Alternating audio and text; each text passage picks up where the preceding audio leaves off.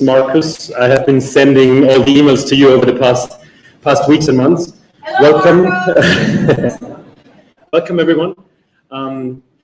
Before we start with the official opening, I would like to say it's my unfortunate duty to remind everybody, due to the current health situation, we are bound by the rules in terms of having the social distance of 2 meters, wearing the masks all the time. Speakers are allowed to take down the mask when we are up here.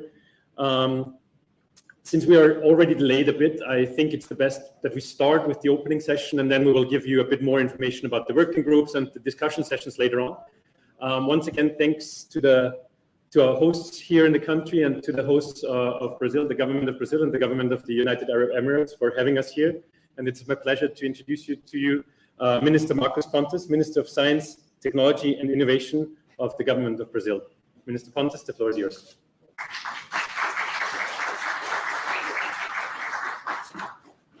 Thank you.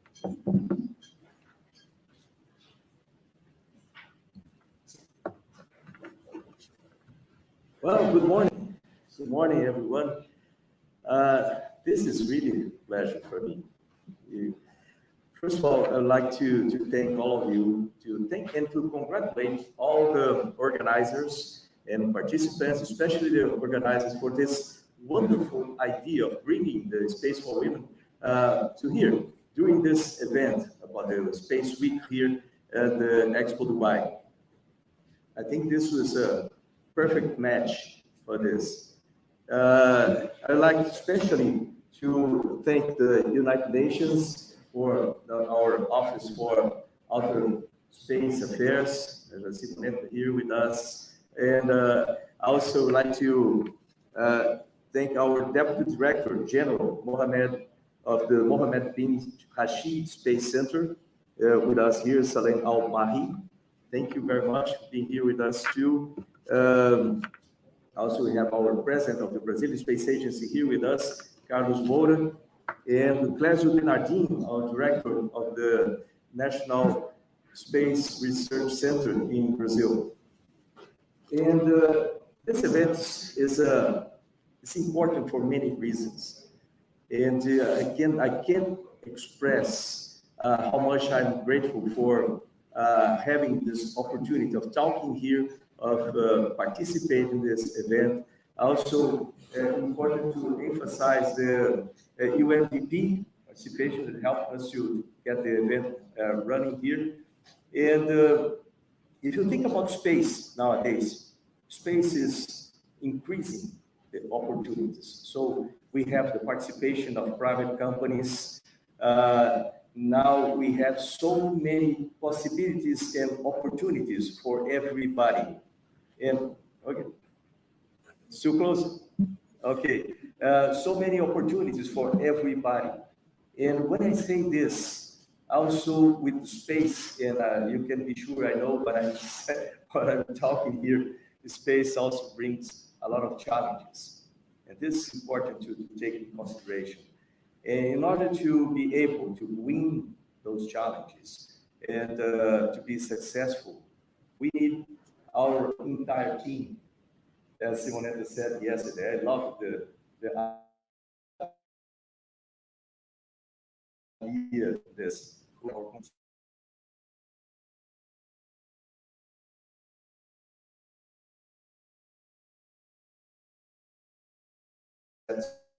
Has to offer.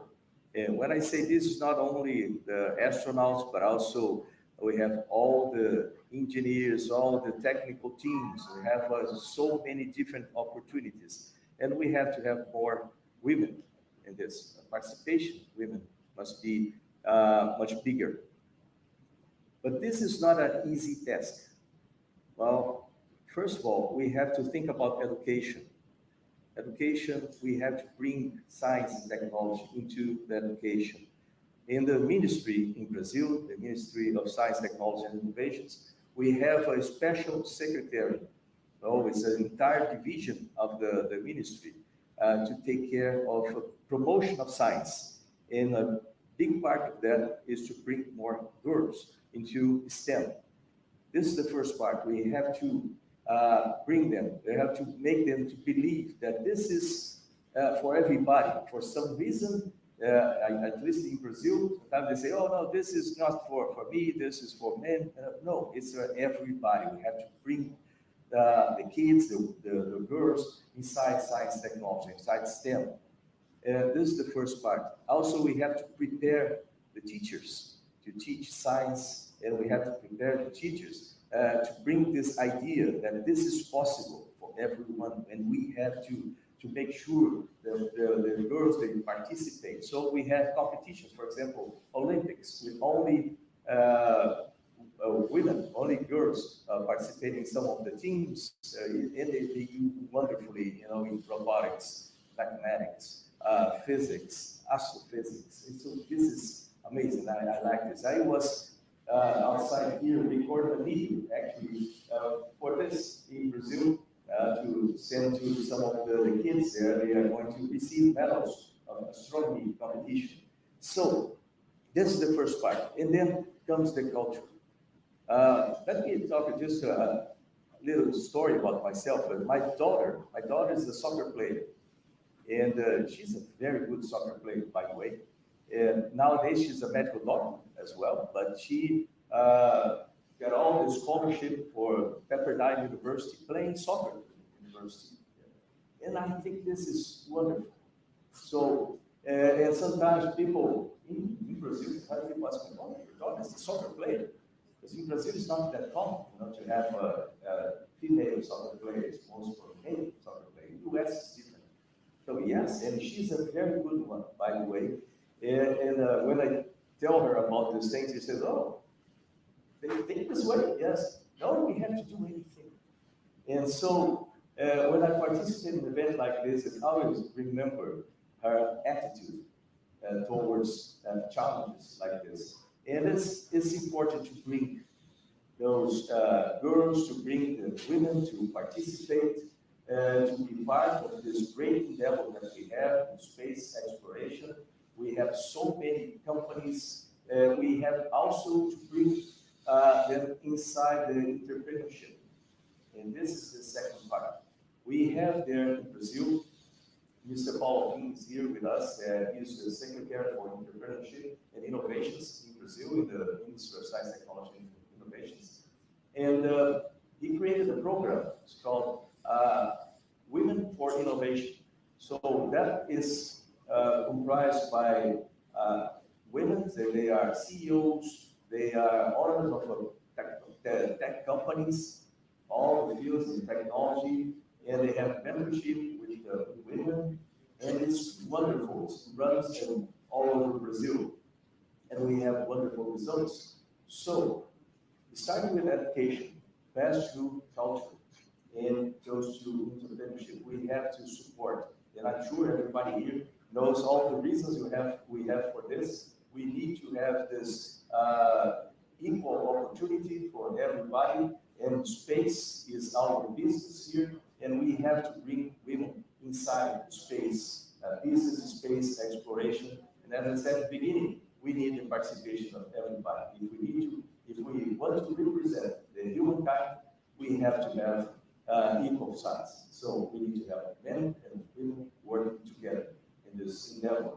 That would be great. It's the I thought the movie it's the last frontier, but we have to bring everybody together on this. So thank you very much. Congratulations for all work you do. I know that people here in different organizations always support the participation of women in several different aspects of technology, but here especially for space. I'm sure we can get from this event, we can get wonderful ideas that we can apply in our policies, and we can help the girls to believe themselves, to believe that they can do whatever they want to do, and also our entrepreneurs. So from the beginning to let's say the end of this cycle, but we need everybody to participate. So thank you again, thank you very much. Thank you for all the organizers, and thank you for the work you do for the humankind. Because when women thrive, everybody, the human thrives as well. So thank you very much. Thank you. Minister Pontes, thank you very much for your opening words. Without further ado, I would like to ask Mr. Salem Al-Mari, Deputy Director General of the Mohammed bin Rashid Space Center here in Dubai. Thank you.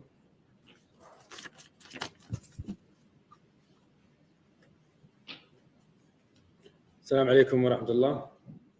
Good morning, ladies and gentlemen, Your Excellency, Mr. Minister Marcus Pontes, Mr. Minister Di Pipo, distinguished guests, ladies and gentlemen, welcome to Dubai. I wish we could give you better weather, but for us, this is good weather. I'd like to start off mainly by thanking all of the partners who have participated in really making this day happen. I'll start off by thanking UNUSA for their efforts in general in empowering women in all fields and especially space through events such as what we have today. I'd also like to thank the Brazilian government and Your Excellency, Minister Marcus Pontes, for your leadership and hard work to make today possible. I'm glad that initiatives, challenges, and opportunities for women in space are part of the agenda for this year's edition of the Expo. Humanity's foray into space, of course, would not be possible without contributions from, as Minister Pontes said, from all of us, especially the 50% that includes women. I think, admittedly, more needs to be done, which is why we are here today in discussions such as this. We need to start, I believe, from the earliest opportunity possible. Obviously, inclusiveness means not just including genders, but also including all different age groups. The earlier we start, the earlier we can include young girls into fields such as STEM and space exploration, and we really must encourage that amongst school-age girls. I personally am a father of 3 very young girls. My youngest is 4, and my eldest is 9. I think so, yes. She's 9 tomorrow. So, and for me, you know, encouraging them in space, in science, in STEM is a passion as a father, but also as a passion as my field in space and what I'm doing at the Mohammed bin Rashid Space Center. So, a belief for us, if we want to see young engineers, scientists, girls going into this field, then we really must start as early as possible. I think they also need more role models, mentors that will inspire these young girls.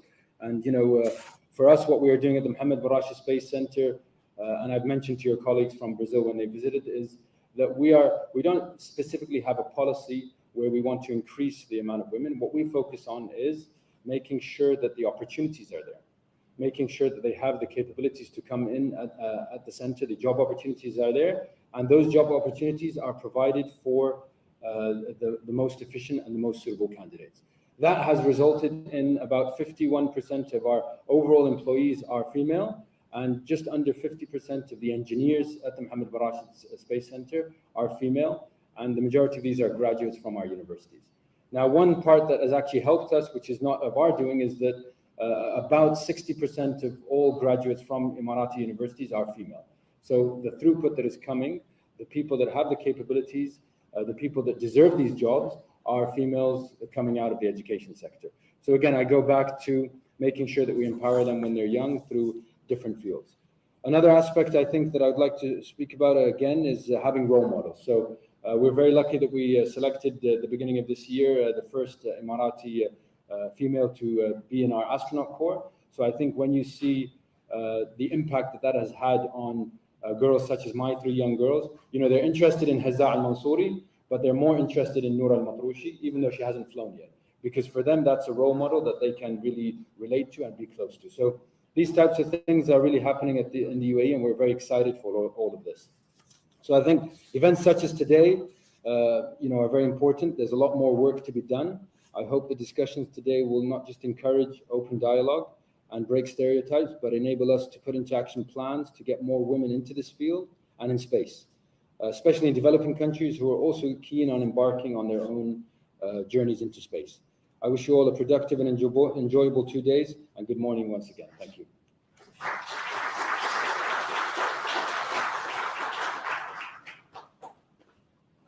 Thank you very much for the opening words. I think it's great to see such high level support for the cause which we are all coming here together, and thank you very much for your inspiring words. The next speaker today in the morning is Mr. Carlos Augusto Teixeira de Moura, the president of the Brazilian Space Agency. Mr. Teixeira de Moura, the floor is yours.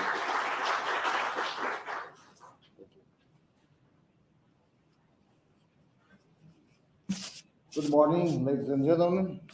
My greetings to all the authorities already nominated people, Minister Marcos Pontes, Salena Mari, Clésio, and also the UNDP representative Katina Argueta that will be online. I'd like to congratulate and thank all the women present here who work in the fields of science, technology, and innovation, and especially those who dream and are preparing to follow careers in space. Be welcome. This is your home. Being the head of the Brazilian Space Agency and the coordinator of the Brazilian Space Program, I understand the immense contribution that Space for Women brings to the encouragement of effective female participation in the sector. AB supports the reduction of inequalities and values growth based on merit. We believe that the work of fostering talents from the beginning of educational life, giving equal opportunities for teams of girls and boys and for teachers of both genders, is the appropriate way to achieve fundamental values from an early age in terms of inclusion, opportunity, and equality. These values bring long-standing results.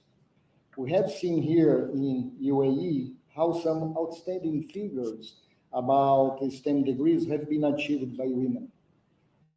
At the AB, 44% of the total workforce is made of women.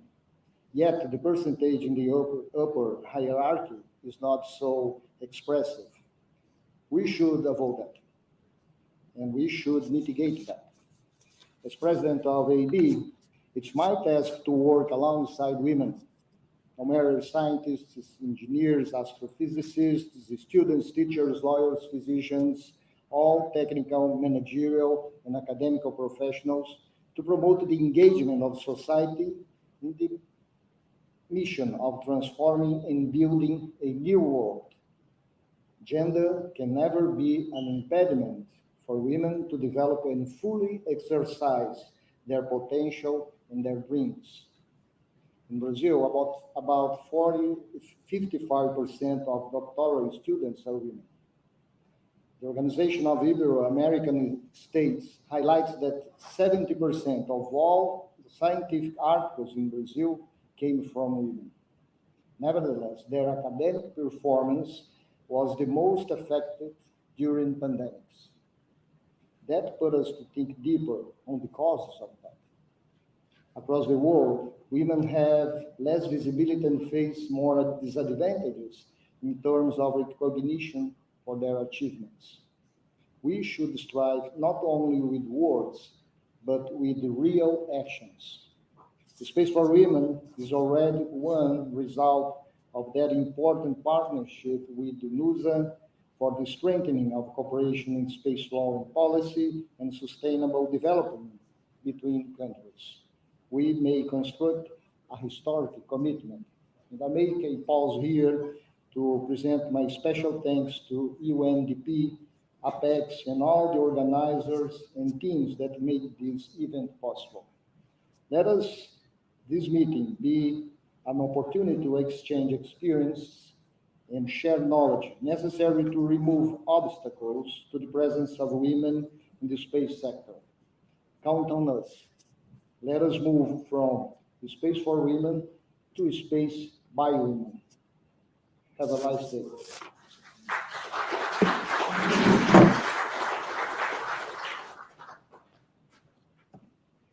Thank you very much. We're taking up the Space by Women for the next conference. So the next speaker on the opening session is Mr. Clésio Denardin, the director of IMPI. Sorry for not saying this in Portuguese. Thank you. Good morning, everybody. Distinguished authority, guests, and delegates, thank you very much for being here. I'll be short.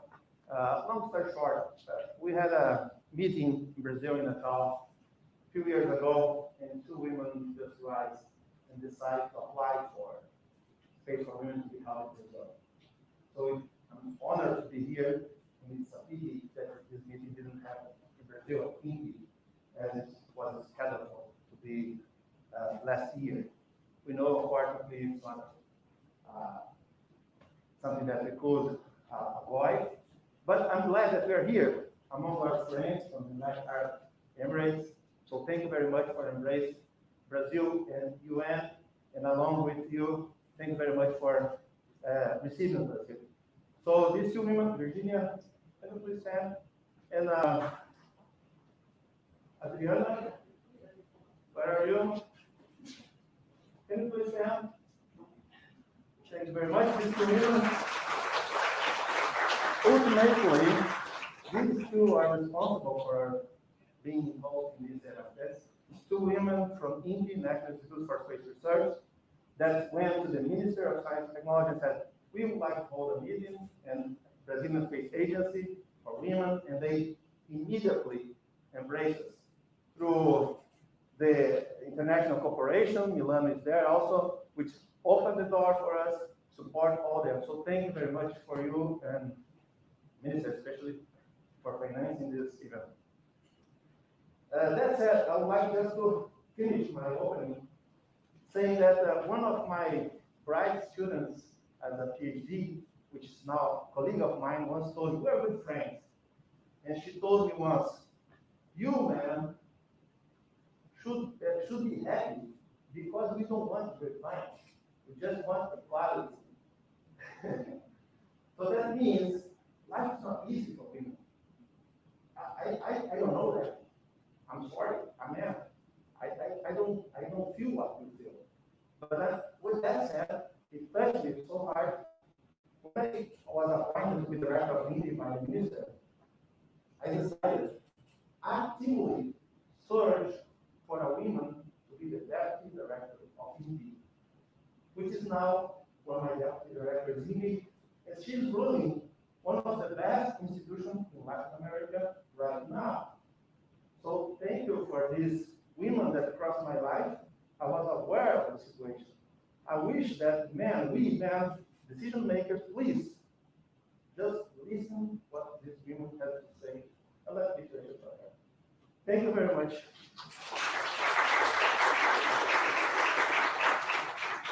Thank you very much, Director. The closing remarks from the opening session, I would like to invite somebody I don't need to introduce in this audience, Director of the Office for Outer Space Affairs, Simonetta Di Pippo. Director, the floor is yours.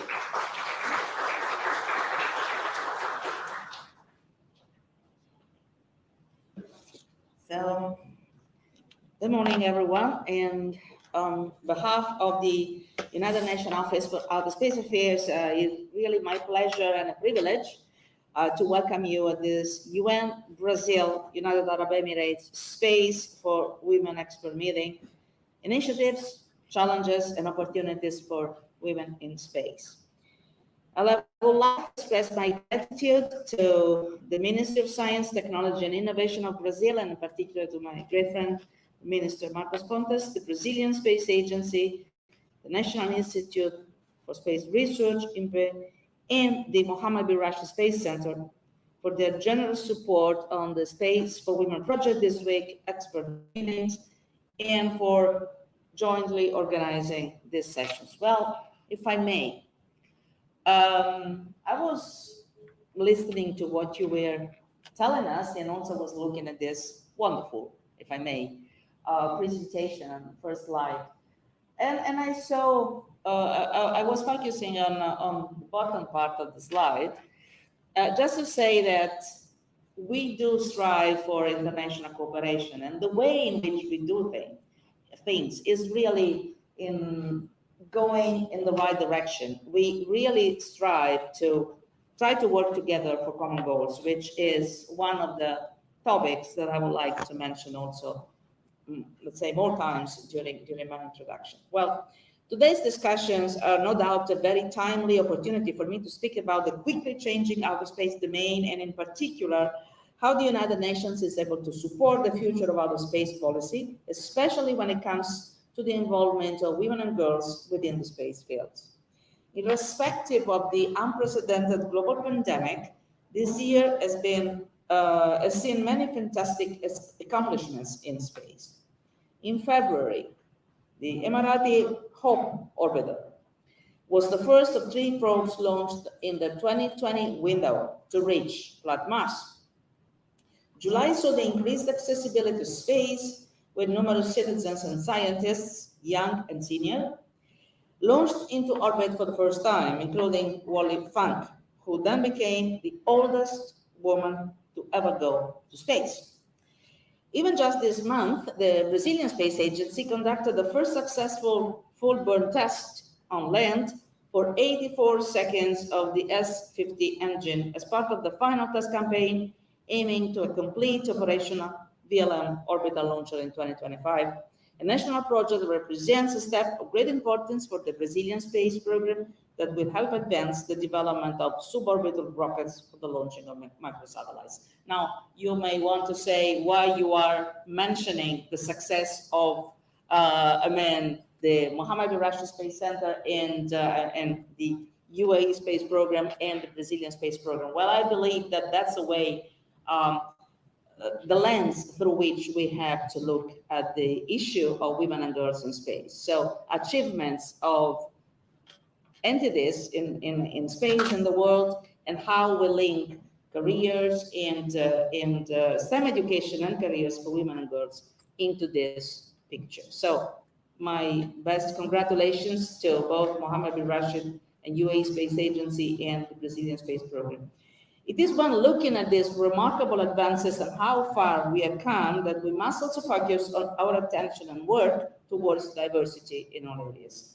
It is really striking to see that the number of women in the space industry and in STEM in general has changed so little in the past decades. We still only have 20% female representation in the overall space workforce, with the global average for female STEM researchers fluctuating at around 30%. With increased female representations within the space sector, we will be unlocking the full potential of the worldwide talent pool, and in turn, we will also be unlocking future achievements in space research, space technology, and space exploration. Indeed, women in this room serve as examples of the impact women and girls can have within the space industry. So thank you very much. As you all know, space is not only a physical frontier. It is also a new frontier for scientific discovery, technological advancement, economic opportunity, and the prospect for multilateral policy building and law creation. At the UN, we want to make sure everyone everywhere is ready for this future and can participate and contribute to it. This is why I'm always so excited to speak about the UNUSA Space for Women project. Women and girls do not enter or may even leave STEM fields due to many reasons. Whatever those be, bias in the hiring process, a lack of female role models, or even limited exposure to the creativity and contributions that STEM fields make for a better world. This issue is also personally strikes close to home for me and has been noticeable throughout my career. At the beginning of my master's degree in astrophysics and space physics, 50% of the 300 students in my class were women. However, when we reached the stage of our thesis defense, this number dropped to just 10%, so it was 1 out of 10. Luckily for me, my curiosity and desire to discover kept me in the STEM fields. And I want to say that from my own experience, the obstacles one might face can be overcome by having clear ideas about your goals and being fully committed to achieving them. This is true for everyone, but it's absolutely true for women and girls. And over the years, I've never considered these obstacles to be a barrier that I cannot overcome, but perceived more these obstacles as opportunities to grow and strengthen my abilities. And as I always say, probably I would change one single day or hour of my life until now, because all the mistakes I made or all the issues I found, or challenges rather, I found in my life helped me to become what I am. So absolutely, I feel privileged of being here today. So over the years, as I said, these have never been obstacles, more, let's say, challenges to be tackled. And with this mind, or with this mindset, I became the first woman ever to take up duty as director at the European Space Agency. It was back in 2008, a long time ago, and the first woman ever to be director of human spaceflight in the world. When looking around today, I see plenty of familiar faces, but also many new ones, equally accomplished. A great sign that the awareness and importance of the Space for Women initiative is growing. And I invite everyone to look around this room. Here today, we have experts from all domains in the space sector, and I do invite all of you to stand together for the Space for Women project. The Space for Women project is really a network of very high level mentors that will inspire the next generation of women in the space sector and STEM. And clearly, everyone in this room has a role to play in shaping the future of outer space. As you all know, to tackle the monumental issue of gender inequality in STEM, the Space for Women project has brought together this variety of stakeholders in both the public and the private sectors for the creation of effective policies to take actions towards female empowerment together. And together, with the help of you all, Space for Women has facilitated activities in developing nations to provide advice, expertise, knowledge, and data to relevant institutions and governments to improve access and use of space technology. This is with the overarching goal to motivate, educate, and train women and girls in their respective regions and ultimately internationally. Since the launch of the Space for Women website in 2021, we have grown the Space for Women network, which has provided a platform to support diverse and impactful projects. This year's Space for Women cohort consists of 58 mentees from around the world, 78% of whom are women, and 55 mentors from 32 countries in over 8 career fields, including engineering, science, medicine, law, business, policy, and communications, who are involved in ongoing advocacy projects, youth programs, and mentorship activities. The beginning of today's expert meeting also serves as a further example of how far the Space for Women project has come. It is not only a time to come together to devise strategies for our future, but also a time to celebrate our accomplishments, again, together.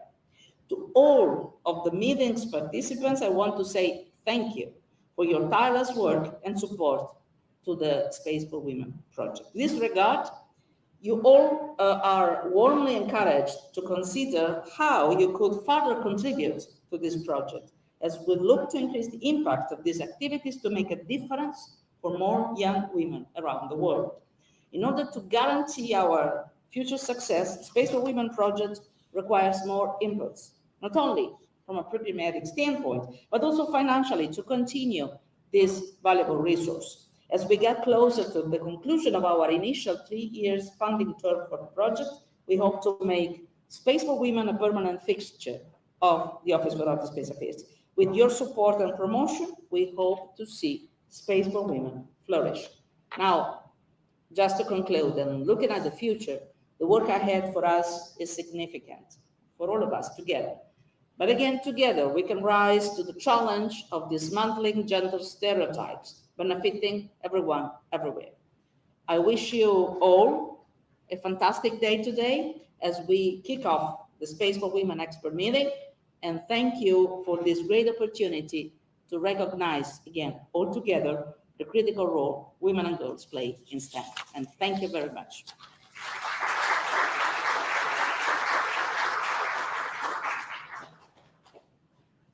Thank you very much, Director. Minister, Deputy Director, Directors, President, it took us 4 years from an expert meeting in New York to arrive here, and it's great to see support at such a high level. I think that's one of the important issues if we really want to make a change. We have to make it from top down, so it has to be coming from top down on the one hand side. It's on your levels to make a difference. We have heard your initiatives. Thank you very much for the support. And it also has to come from bottom up. It has to come from the experts and from the persons working in the field. We have heard different approaches and motivations behind it. We have heard about daughters motivating us to do that. I myself am as well a father of a daughter. We have heard about stories in the background, what you're changing. And I think that's going to be the change, and that's going to be having an impact for us working in the future. We have heard the different actors being in the field, working together and collaboration. That's going to be the key if you really want to make a change. We know it from the United Nations, from the Secretary General downwards. We are seeing a change within our leadership, and we are seeing the impact. We have heard the reasons why we are doing it, and one of the main reasons is it is a societal need. It's not an exclusive gender empowerment question. It's a societal need, because when diversity comes together, we can make a difference, and diversity sparks innovation and changes. And that's, if I'm allowed to say that, my motivation, and I'm proud that I'm really part of this program since the beginning. And I'm proud to see the journey from 4 years until today, where we come together hosting and welcoming such high-level dignitaries and also such a large group from all over the world. So thank you very much for coming. Thank you very much for being here. And we have heard it already. We are working and looking for recommendations, observations, inputs, how we can grow and make it bigger. And I think that's the key for us in the next coming 2 days. We have set it up in a way that there is discussion session, that we have presentation sessions first, we have discussion sessions second, and then we have working groups. Obviously, we invite our high-level representatives to join us as well, because your expertise and knowledge from all over the years would be highly appreciated. But obviously, we do understand that there is, during the Space Week here at Expo, there's obviously other appointments you have to take. But we will take already a lot from your opening remarks. I think that we have a lot of things which we can build upon and where we can build forward. And it's also already great that we can highlight this in our reporting back to the committee and the peaceful uses of outer space, because that's where eventually we will take the recommendations forward. So thank you very much for being here, for framing and allowing us to invite you, and for putting this at such a high level. Despite the fact that we have been starting a bit late and a bit of a bumpy start, it's great to see that we are still on time. So it's actually, the opening session has been on time, exactly on top. We will now start with the first session. I will hand over to my colleague Adriana, who has helped and supported at the heart the organization of the Space Women Expert Meeting. And I would like to thank everybody for coming and presenting the opening remarks. Thank you very much. Adriana, the floor is yours.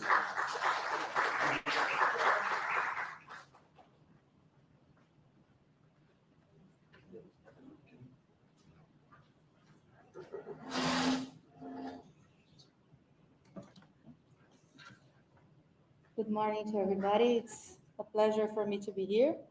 As Marcus mentioned, we are going to proceed with the beginning of the first session, which is called Promoting Careers in STEM Fields and the Space Sector, Achievements and Highlights of Gender Empowerment in the Space Sector. Our first presentation is from Mrs. Shelley Brunswick, Chief Operating Officer of the Space Foundation. Mrs. Shelley, please, the stage is yours.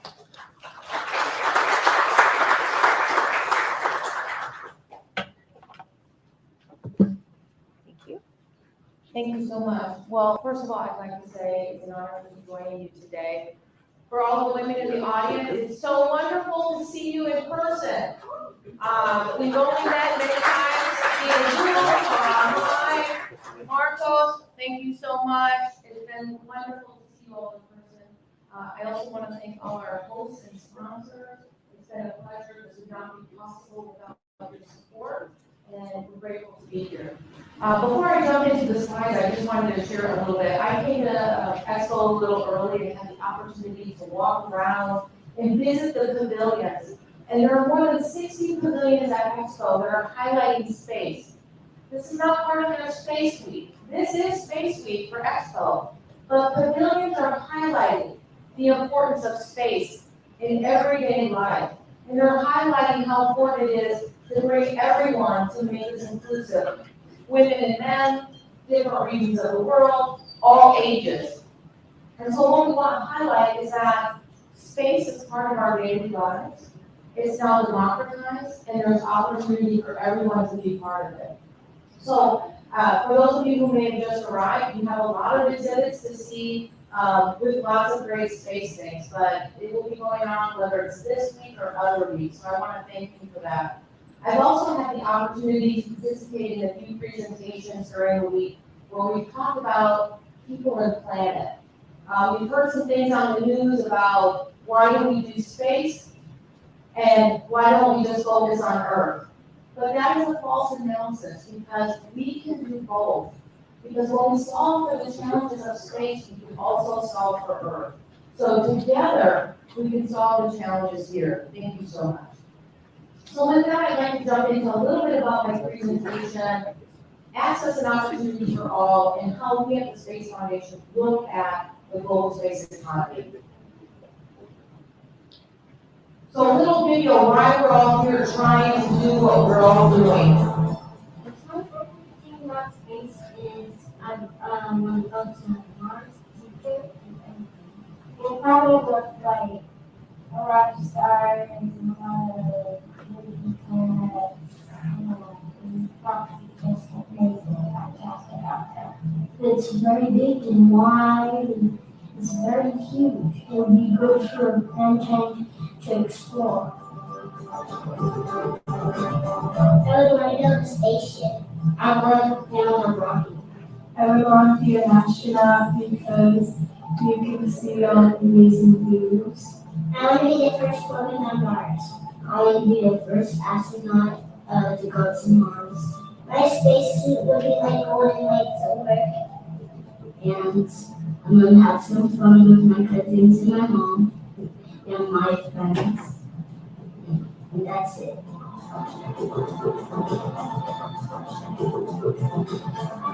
Usually when you see blue, it seems like it's so huge, and it is. But we've already explored that. We've got to explore new planets and try to find some new civilizations and planets. Space helps us every day because there are so many benefits of it. And it also helps us in many other ways, which is hard to remember. Space is cool. Space is cool. Yes, it is cool. So space is cool. And we're here because we want to help that generation, which is our generation that is going to Mars. We want to help them come into the space industry. We want to help them find careers. And space is cool. And that career might be going to Mars, but it also might be in data analytics and finance and project management and entrepreneurship. And our goal is to continue to excite and inspire that next generation. So at Space Foundation, we believe that advocating for innovation betters our life here on Earth.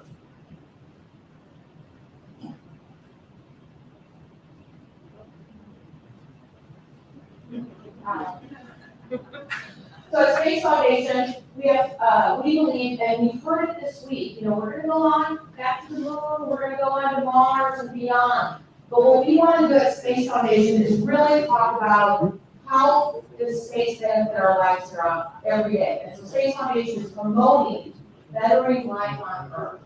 We have 3 main divisions that do that. For those of you who already know Space Foundation, you may know us for our Symposium 365, which is the global premier space event that's held in Colorado Springs every April.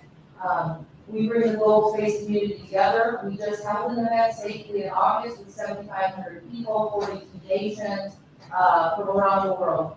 We also do that virtually now, and that's why it's called 365. It's now on-demand 365 globally so that we can provide that content around the world. And this is also where our research and analysis team is, where we come up with the numbers such as what is the global space economy, and I'm going to tell you that in the next slide. The other component is our Global Alliance. Again, Space Foundation is a U.S. nonprofit, but we do business internationally, whether it's bringing you to Colorado Springs to participate or in our myriad of education and entrepreneurship programs.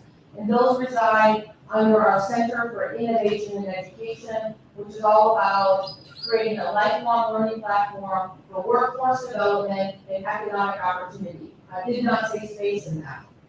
It is a lifelong learning platform for workforce development and economic opportunity. Because space is already part of every job that we're doing on planet Earth. So as I said, we're really focusing on, we're excited about going to the moon, we're excited about Mars, because that is inspirational. All the things that Elon Musk is doing, he's exciting the next generation to see how space is growing. But what we really want to do at Space Foundation is now how do we take that inspiration, that technology, the tech transfer, and unlock that into entrepreneurship and products and services. So here's a little bit about Space Foundation and all those products and services.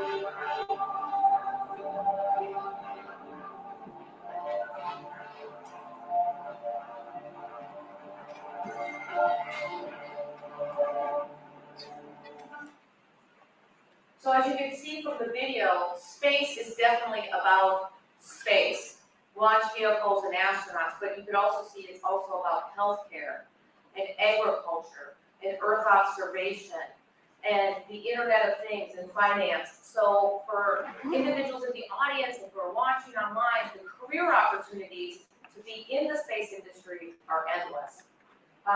Now I'm going to tell you those numbers from the space report. And what was the global space economy in 2020 during the pandemic? It was $447 billion. It's already been highlighted that 2020 was a devastating year for the world, for humanity with the pandemic, but the space industry was still going well with several launches to Mars, several activities with commercialization of space, launches of satellites by multiple countries. So space was still open for business in 2020, and it is still trajectory going upward. And what is that upward momentum? By 2030, the global space economy will be more than $1 trillion. So Bank of America says it could be 1.4 trillion. So it gives you an idea of how quickly it's going to grow. And by 2040, we're looking at it being over $3 trillion. So there's huge exponential growth in the space economy. A great part of that is it's really 80% commercial. So those are jobs here on planet Earth, creating products and services to better our life here on Earth. So it's a wonderful opportunity to unlock innovation and entrepreneurship. I'm going to talk a little bit more about that. And when we think about space, there are 85 nations operating in space now. There are nations that want to operate in space, and there are nations that want to utilize space technology. In essence, that is every nation and citizen on planet Earth wants to use space technology or is already using it. So a little video about what is that space technology that we've unlocked over the last 50 years that we're utilizing every day to make our lives better.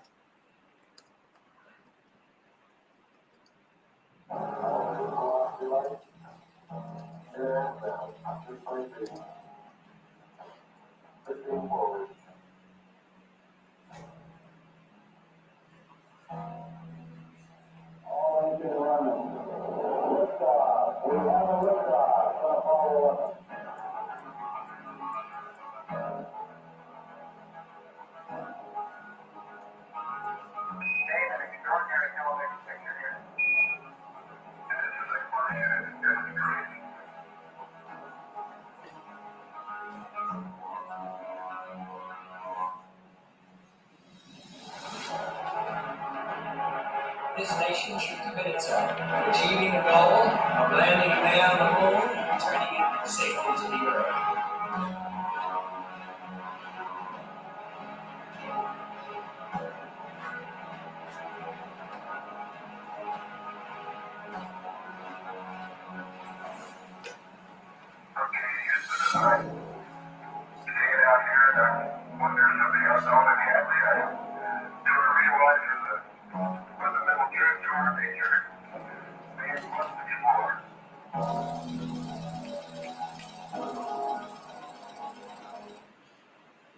So we definitely want to be explorers, but what we learn by exploration and research and analysis and development is we create products and services that better our lives here on Earth, that create jobs and make life better.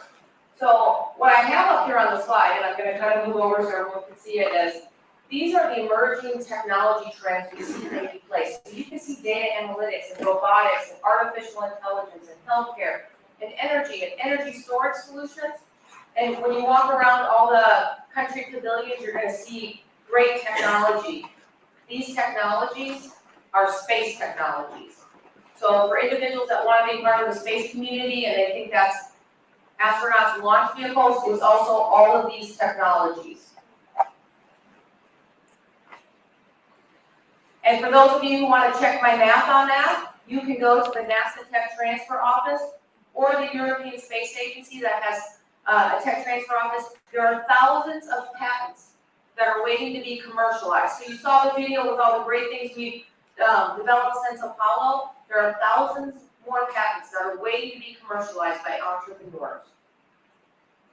And some of those things we're utilizing, everyone's got their cell phone. I've seen selfies, I got pictures. That has space technology inside your cell phone. Your banking system, you can't go to the ATM, you can't make a credit card purchase. Formulated food, Earth observation, weather prediction, cataract surgery, mammogram technology.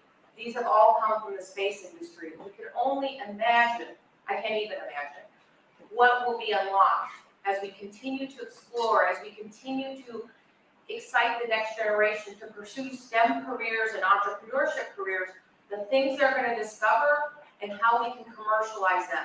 When we think about GPS that was put up by the US military for military purposes, and now how has it unlocked billions of dollars of economic development.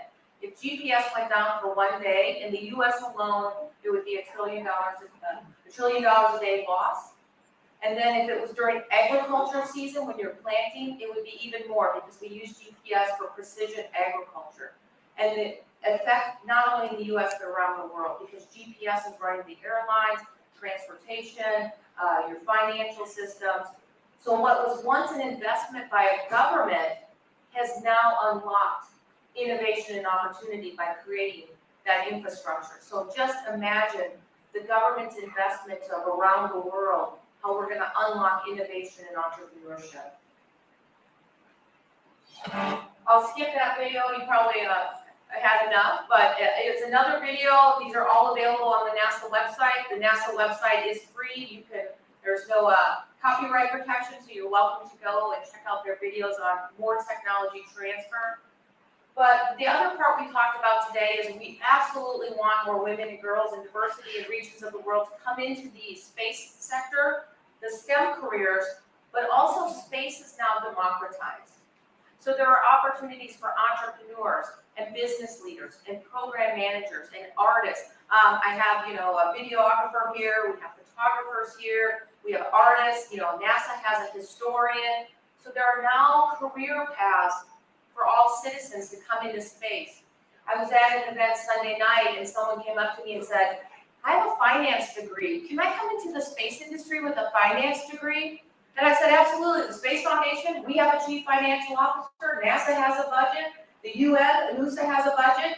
If you're in finance, there are jobs in the space industry. You know what? SpaceX has people who do budgets. So absolutely. So these are just some of the careers that I want to highlight that are available now in the space industry.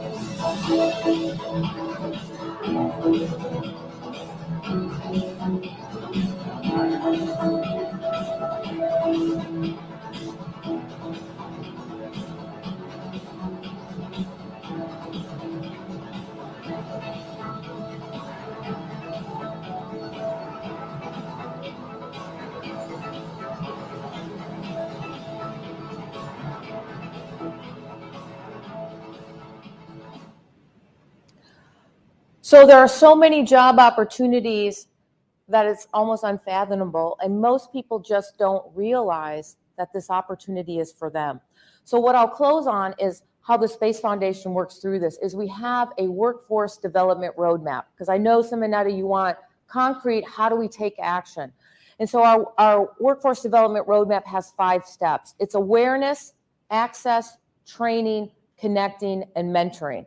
So awareness is what's happening out at Expo. You know, millions of people are coming out to Expo, they're going in pavilions, they're learning that space might be something I could be part of. Then they need to have an access point. They need to come and talk to somebody from Brazil or from Paraguay or from the UN to say, how do I get into this space business? They need to understand how they can get into it. They might need some training. They certainly need to build a network, because it's good to network with like-minded organizations such as Space Generation Advisory Council. And then, of course, what I like to highlight is that when you have a mentor, they can help you overcome the other workforce development roadmap issues. So obviously, some great mentoring programs. UNUSA Space for Women, there's Women Tech Network, there's Space Generation Advisory Council. So what all of you are doing in the audience as mentors to help inspire the next generation or help individuals transition into the space industry is helping them find an access point so that they can join us. Because people ask me every day, why do you do what you do? And my goal is, how can I make a difference? How can I have an impact? And I am one person, but when I partner with you and I join with you, I have an opportunity to have a bigger impact. So please, I am so honored to join you for the next 2 days to talk about solutions and opportunities for how we can create access and opportunity for all citizens on planet Earth. So thank you so much.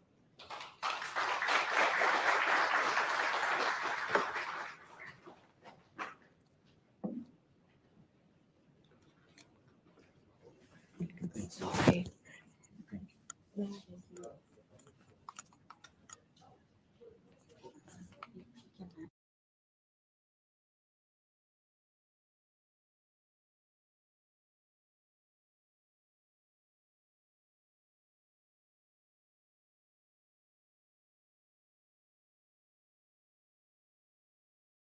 Here.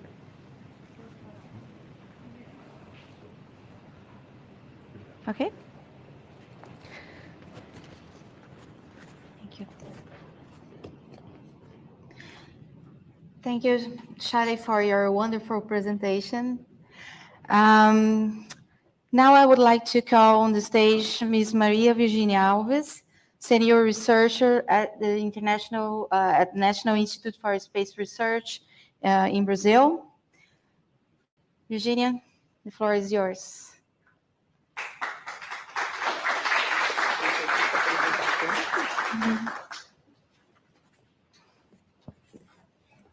Good morning, ladies and gentlemen. From the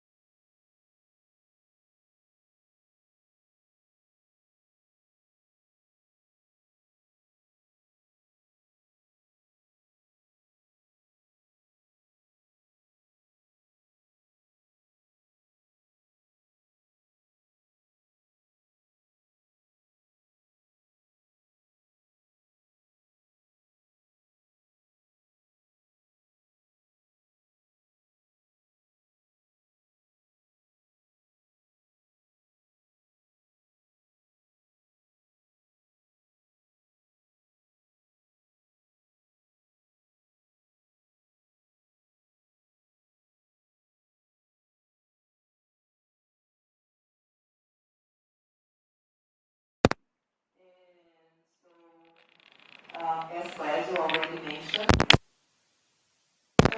So I thank you very much for this opportunity. I used to say that I am a scientist by chance, not because I thought about that since I was a child, like almost everyone. My motivation was to learn almost everything. Math was much easier to me than to most of my female friends, and they were basically female friends because I studied in a nuns college and boys were not allowed until the sixth year for the fundamental school.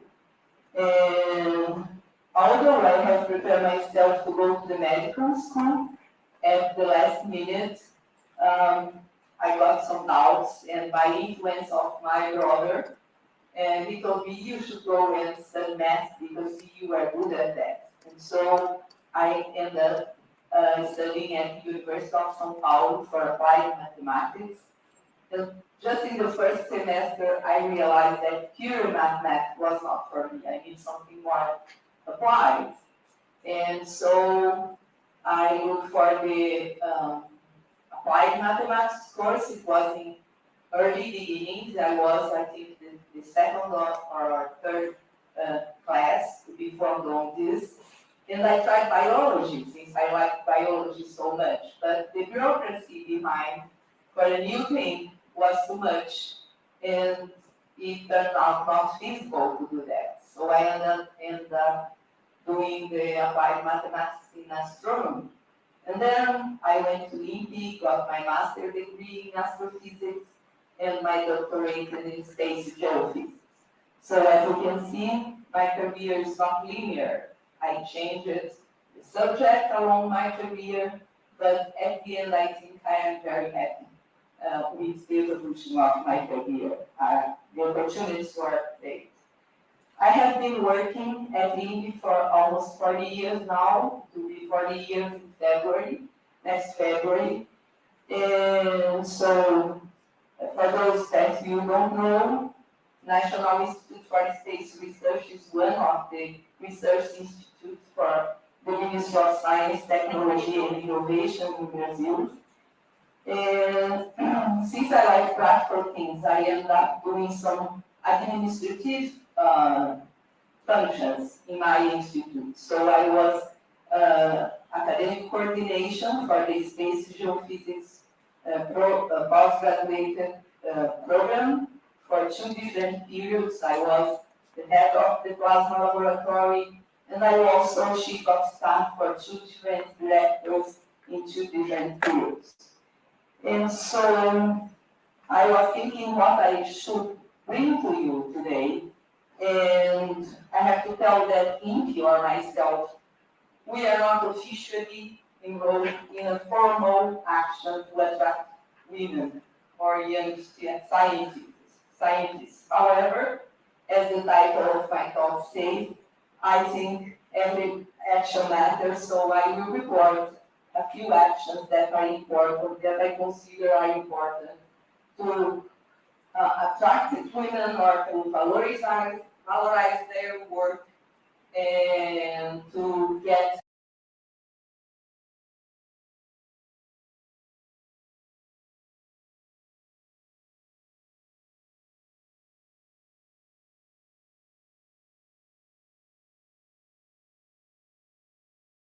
say that this presentation was prepared with the help of a few people, Adriana Tomé, she is here, and a few colleagues from INPE.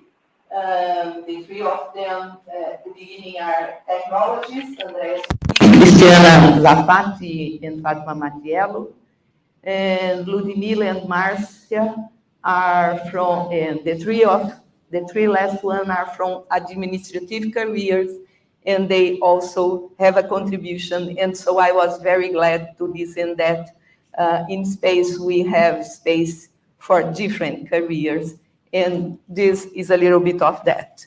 Can you go? So this is the woman presence at INPE, and I did a comparison between 2021 in 2018. And we noticed that, unfortunately, we are getting smaller. In 2018, we have 555 employees in the careers of technicians, engineers, and research. And nowadays, we have 492. And if we consider the total of employees, which means I included here the administrative careers at INPE, we have 23% of women. But if we look for only STEAM careers, among researchers, we have a little bit higher, 27% of women, but among technicians and engineers, less than 20% are women. So we could improve that for sure. When we look for the shift positions, and for shift positions here, I want to say formal positions in the institution hierarchy, we can say that 26% of the positions are occupied by women. In 2017, they were 23%.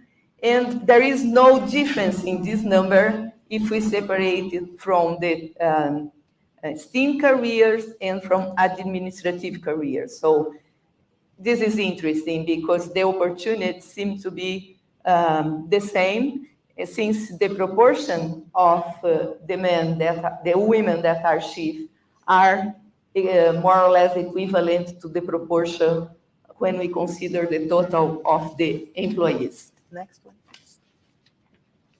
INPE also has a lot of students because we have 7 postgraduate programs, not graduation. It's not a university, INPE. And we observe here the difference between 2021 and 2017. The courses are remote science, meteorology, space geophysics, space engineering and technology, earth system science, applied computing and astrophysics. And here also we note that we have less students today than we had in 2017. And the reasons we can talk later in the discussion. And so in 2021, we have 39% of women and 38% in 2017, which means there is a considerable change. The biggest difference in both years appear when we look in particular for the space engineering and technology course and applied computing.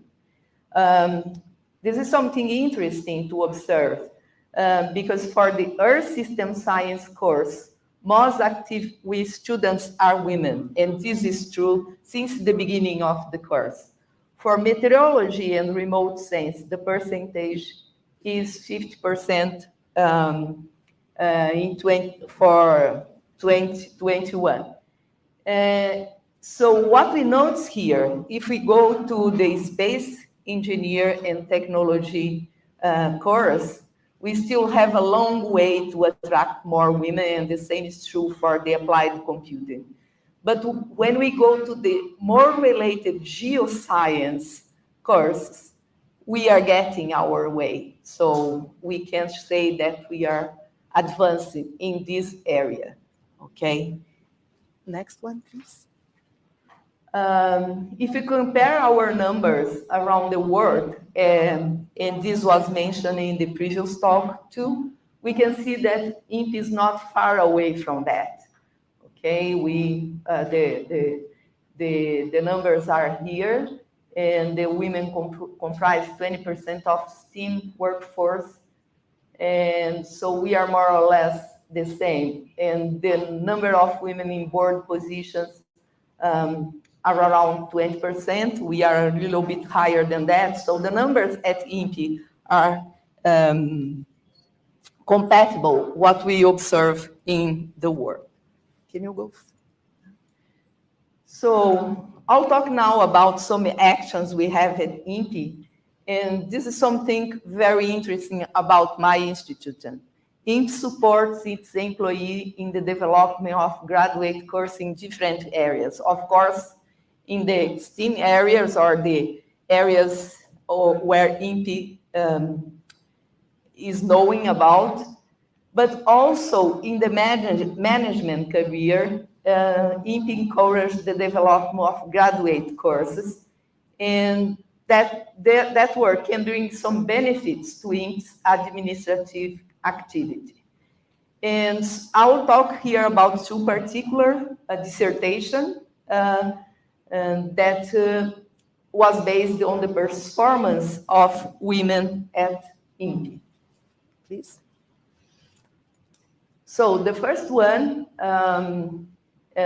it's a dissertation by Priscilla Raimundi, and she interviewed women researchers and technologists that hold some formal chief position at INPE. And she was able, although the sample was small, common points. The presence of key people, including parents, was very important to decide about the career. All of them having common studies abroad and experience of other cultures, especially during the doctorate. All of them report they were easy with math. Surprisingly, they all were married at a very young age, and this was not an obstacle to progress in the career. All of them were parents, okay, they have kids, and they present an ability to balance personal and professional life. Next, please. The other study interviewed only engineers at INPE, and the points were identified a little bit different. So the choice of engineer was marked by the interest and skill of the exact sciences, but family and financial issues also decide the choice. Okay, it was considered an attractive career to get more money. The choice for INPE to work at INPE was influenced by the activities pertinent to the space research and the environment issues resulting for them. And this is also in agreement with what we have heard from the previous talk, that in space there is not a lot more than just doing satellites or developing new technologies. We could apply the knowledge and the information we get for good. And careers in that case were defined by laws, such as deprivation of living with the family, and gains, such as those resulting from dedication to studies and careers.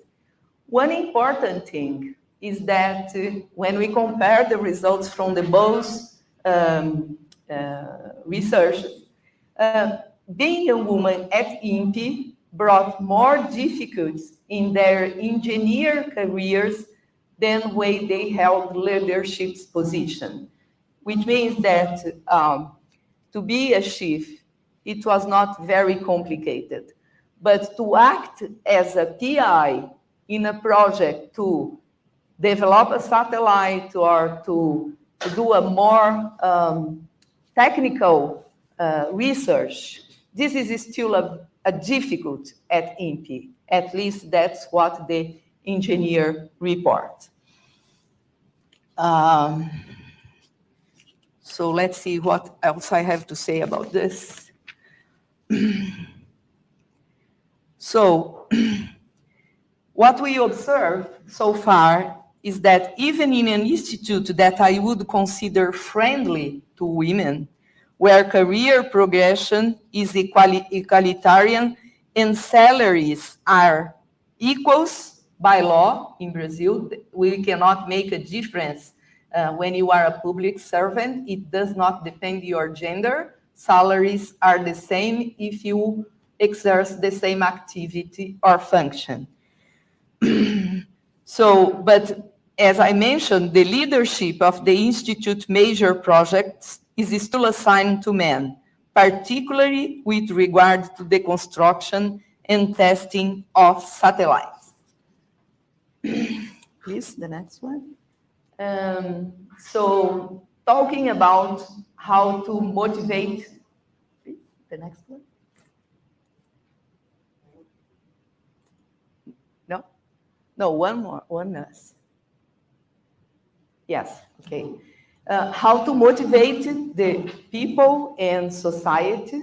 INPE has supported this program, this project called Science Transforming Lives, put together 2 technologists and 1 person from the administrative career.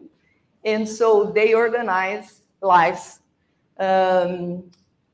with the objective of disseminate science in a very accessible language accessed by YouTube. Themes are always related to space science, all of the lives. And a few of them have had women as speakers. In my opinion, the greatest thing about this project is to demystify the scientist image as unattainable beings, which means you can present people as role models, that a person that you can be like that. And so I mentioned here a few of this. Particularly, we should say that they try to find person that speak Portuguese, because the idea is to disseminate for the Brazilian society. And so here we have the presence of Rosalie Lopes, a very well-known astronomer works in the United States, and also the astronomer Duília de Mello that most of you know about. Both are Brazilian, and so they presented the live in Portuguese. And one that calls my attention is the one presented by Dr. Thais Rossomano, the medical challenge of space science. Space mission. I must confess that I learned a few things that I didn't know about when I listened to this video. And we also try to valorize the women at INPE. So we have the presentation by Fátima Matiello about our program on nanosats, talking the relationship between those nanosats and professional training, because INPE established a partnership with the universities, so students are enrolled with the development of this small satellites. It's a very nice initiative. In this particular one, usually the live has the invited speaker, a person representing the society, and the 3 of the women, they acting as moderator or to present the live. But in this particular one, the invited person from the society was a student, an 80-year-old student, Pedro Ricota, and his dream is to become an astronaut.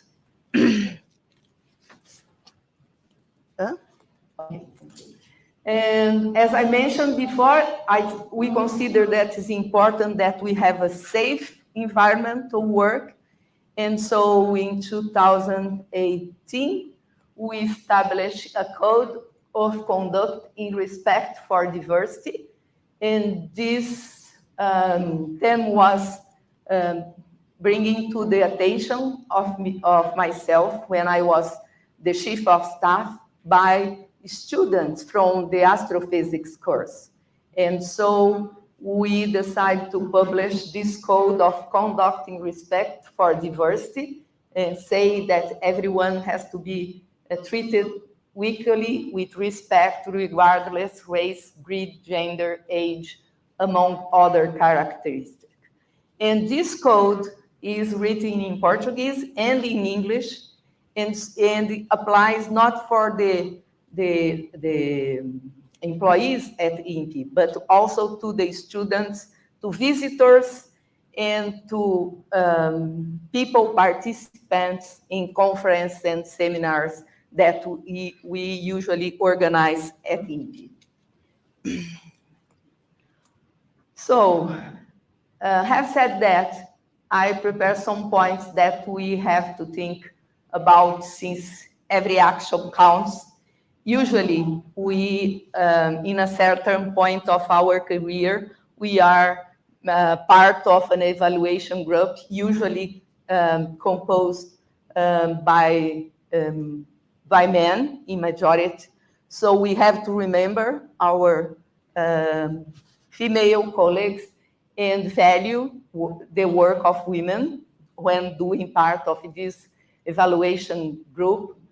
When you are a member of an organizing committee of conference, seminars, and others, consider inviting women as invited talks. Sometimes we completely forgot and just pop out a man's name because it's more well-known or something like this.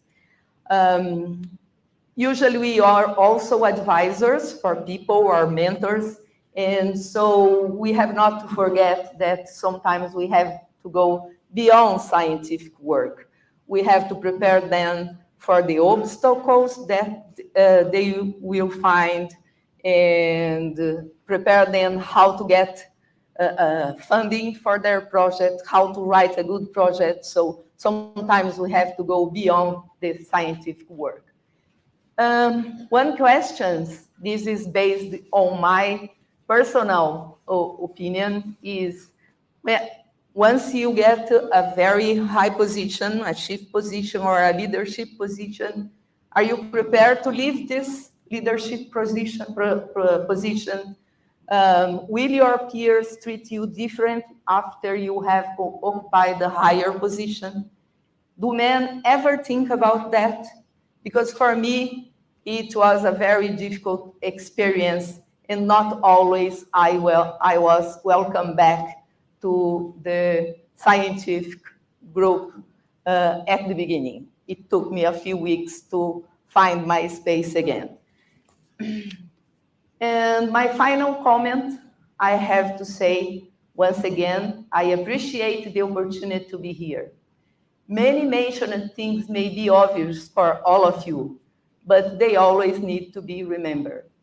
As important as being here today, discussing the role of women in space activities, is thinking about how we can recover the respect for science, which is somewhat forgotten in so many places, and also how to obtain the necessary investment so that we can always advance. Thank you very much.